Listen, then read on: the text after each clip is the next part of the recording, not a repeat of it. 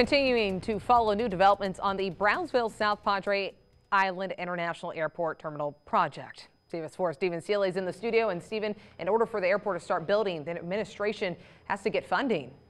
That's right. According to Airport Director Bryant Walker, they are currently in phase 1 of the new terminal construction. The project has been talked about for over a decade and is as close as ever to beginning to be built. But before foundation is laid, the project has to be paid.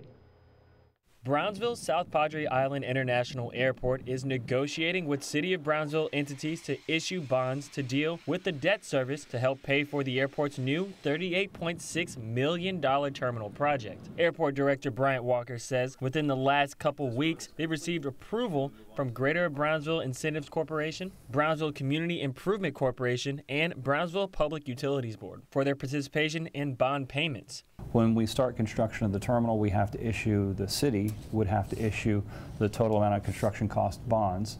And even though we're being reimbursed by the FAA, we still have to have the total amount to award a construction contract.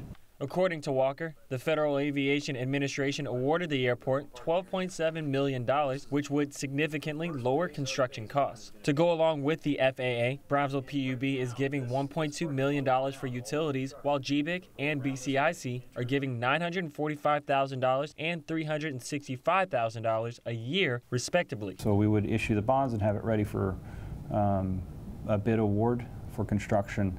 And then, like I said, once the bills start rolling in, we start being reimbursed or making payments. The total expected length of the bond is 25 years. BCIC Executive Director Rebecca Castillo is familiar with debt service with the BCIC asset, Brownsville Sports Park. Looking forward and supporting the city, we think that it's a clear understanding that bonds and continuously being in debt is not the ideal way to address and move forward, but we are in a situation where the city has going through big changes.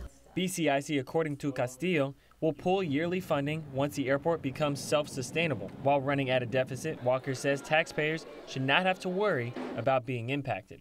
The agreements are negotiated, such as we expect. Taxes shouldn't budge.